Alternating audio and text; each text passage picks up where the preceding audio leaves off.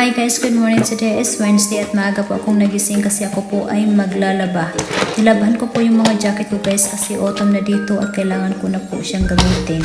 Si Michael naman po ay maagang pumasok kaya ako lang mag-isa sa bahay. Kailangan ko rin hugasan yung mga plato guys na ginamit namin kagabi kasi hindi ko na po siya nahugasan dahil pagod po ako. Kasi sobrang haba po ng binahe namin guys. Wala na, hindi ko na po kinaya. Hi, salamat. Nakapagsampay din ako guys sa wakas. My goodness, 40 minutes din yung hinantay ko. My God. Sana hindi po umulan. Habang nagsasampay ako guys, napansin ko po na madumi po yung mga upuan namin sa labas kaya naisipan ko po siya na linisin. Buti na lang guys may araw, otherwise hindi ko matutuloy yung mga sinampay ko. Tapos napansin ko po yung sunflower ko guys na tinanim, inabali. Pinutol ko po yung nabali guys at saka yung isang maliit. Hindi ko alam kung sino nakabali dyan, baka yung pusa. May pusa kasi ng mga ligaw dito guys. Gusto ko nga huliin eh. Tapos nakita ko din po yung barbecuehan namin guys na parang maraming mga dahon. So nilinis ko na din po siya guys kasi ayoko po na madumi yan. Ang mahal po niyan guys kaya as much as possible gusto ko pong panatilihin na malinis yan. Ayan, in-scrub ko talaga siya na mabuti guys kasi ayoko may mga nakadikit-dikit pa dyan. Dahil alam mo na kung nag-barbecue tayo, mahirap na guys, baka malasan pa tayo. Saka nag-improvise din ako dito guys kasi wala po akong pambili ng pang-cover ng barbecue kaya ginamit ko po yung black bin namin. Kung nakikita nyo yan, nahirapan mo po ako dyan guys, my goodness. Ayan, tinali ko siya sa ilalim para hindi po siya liparin guys. Tapos papasok ko yan sa loob ng yung mga halaman yan guys para maprotektahan. Diba? Tipid na tayo guys. Tapos naisipan ko rin po na apunas ng bintana. Hindi ko alam kung anong nakain ko guys pero talagang nilinis ko yung buong bahay. Saka maingay po dyan guys kasi may gumagawa ng bahay dyan kaya hindi ako nakapag-vlog ng maayos pero I think okay na siguro to guys. At least nakita nyo na. Tiyaring yung kilikili ko, my God, parang may buhok. Uy, Diyos ko Lord, wag ganon. Nahiya naman ako dun. At ito na nga po guys, tapos po ako naglinis guys. Malinis na yung ating kapaligiran. Tsara yung aking bahay. O diba? O yung mga cactus ko guys. Grabe, sobrang haba. Oh my God. Nakakatakot. Ngayon naman guys, ako po ay alis ng bahay kasi may nakalimutan po akong bilhin kahapon. Ako po, nahirapan ako dito na mag-lock guys. Ganito talaga ako guys. Pahirapan po pag nag-lock ng bahay. Kaya hindi po ako pwede na magnakaw kaya kasi mahuhuli po ako guys. O ayan na, charing si madam. Pupunta pala ako guys ng well ko at ako po ay maglalakad lang kasi malapit lang po siya sa bahay. Tapos malapit na din po yung bahay namin sa GP Surgery o yung health center sa Pilipinas. Tapos guys, my God, itong dalawang to kanina pa to guys. Kanina ko pa sila sinusundan. Ang sweet po nila, my God, nainggit po ako. Sana all may kasabay, o diba? My God, booking lang ba? Tapos guys, napadan ako dito sa maraming mga puno. Parang pakiramdam ko na sa Korea ako, charing. My God. Ito na naman tayo guys. Hirap na hirap akong tumawid dito. My God. Umabot ako ng 2 minuto dito. Kasi marami kong mga sasakyan. Then there you go again guys. Ito na. Nagsiselfie na naman po ako kasi nga diba I love myself so much. So selfie tayo. Ngayon nasa wheel ko na po ako guys at meron po akong nakita na puti na chopping board.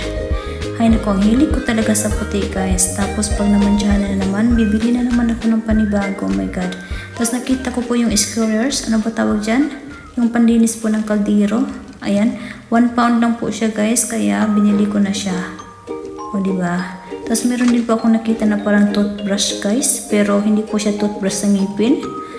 Parang hindi ko po alam kung para saan to. Pero binalik ko kasi hindi ko alam kung paano gamitin yan. Then bumili din po ako guys ng microfiber na dishcloth. In other words guys, pamunas po yan ng plato. At pwede din po siyang pang mop. Then bumili din po ako guys ng black mold remover. Pinapipilian ko po kung anong brand yung bibilhin ko pero masyadong mahal po yung isa kaya dito na lang po tayo sa Astonish. O diba? 95 pins lang po siya guys kaya yun na po yung kinuha ko. Ito na naman tayo guys, nakakita na naman tayo ng halaman pero pinigilan ko po yung sarili ko kasi alam ko na mapapagalitan na po ako kasi ginawa ko na pong forest yung bahay po namin.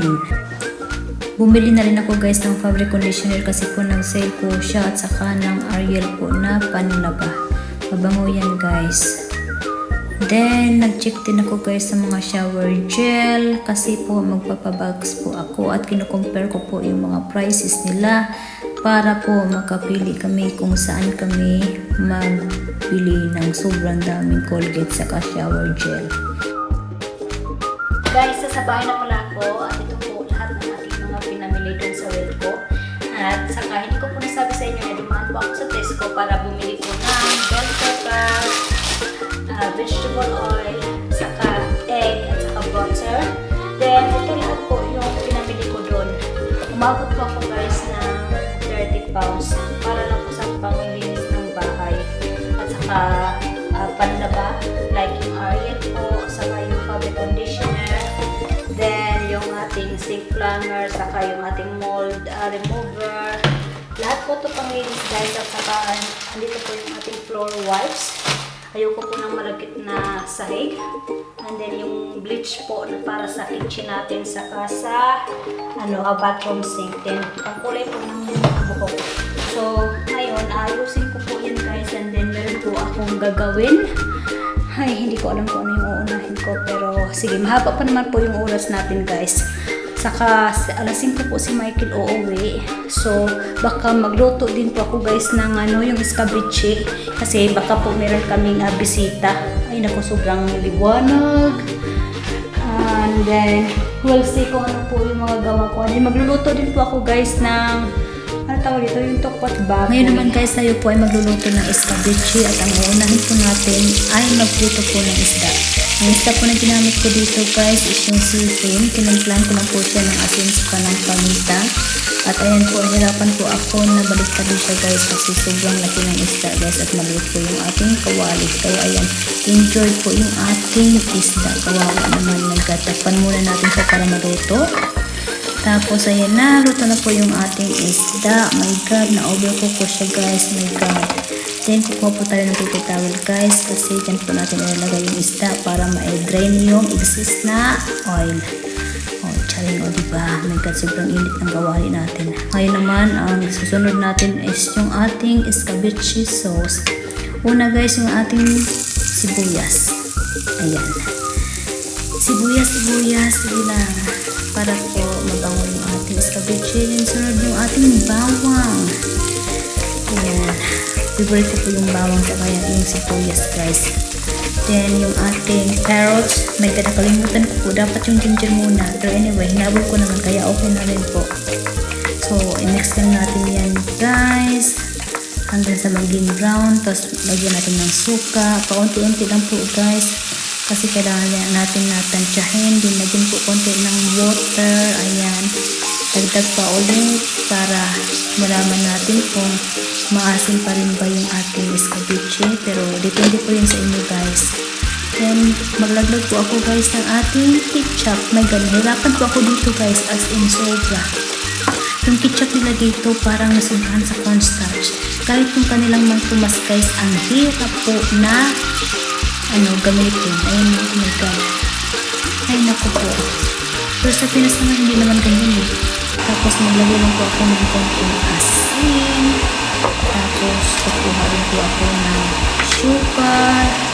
Ayan. Mix lang po natin siya.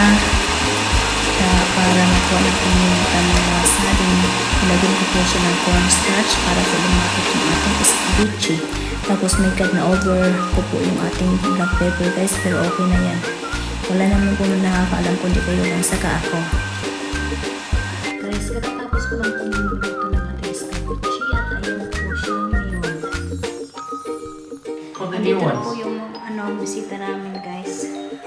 Iinom po sila ni Michael. I'm still recording. Ito, marami po yung iinom nila. Do you wanna say hi? Hi. That's Juben and Michael po ay nagbibihis. Yes, Juben, I'm recording. Oh, so when I came earlier and said it was recording still, or you turned it on now. Pula. This one. I turned it off. But it's on now. Okay. The bartender of the house is here. No. Oh, wow. My goodness. What's the alcohol percentage? It's 37.5. Oh, yeah.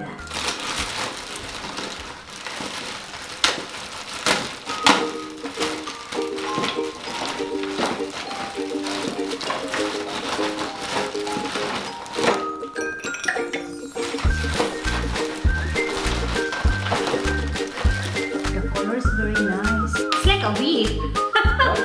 It's like a wee when you're dehydrated.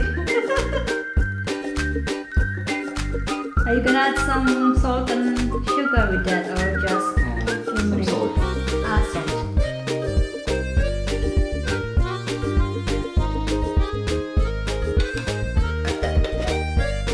Oh my god.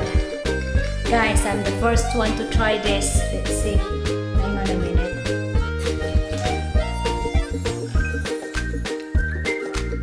Oh my god. How's it? It's nice, but it's strong. Well, it's rum, isn't it? Yeah. Mahagot you guys. Thank you. Yeah, look at that. It looks like a wee. Yeah, Yeah, it's not right. yeah. How did you learn mixing this? Talent. Oh my god. Palahog. I'm gonna have some more ice.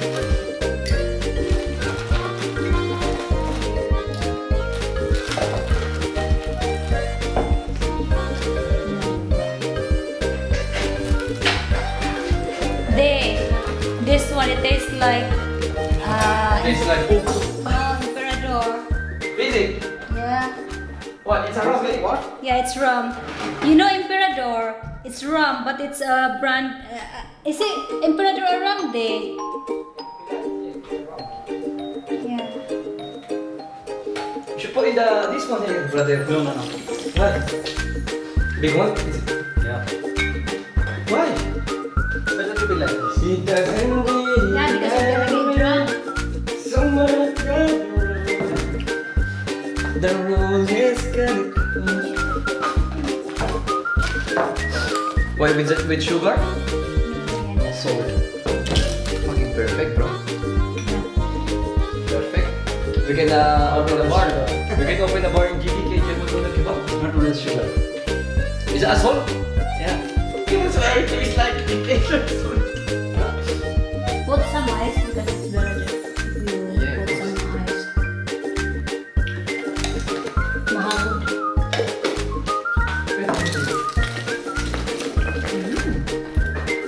Nice. No, you better eat food first. You eat first. There's some rice in there. Oh, they had this.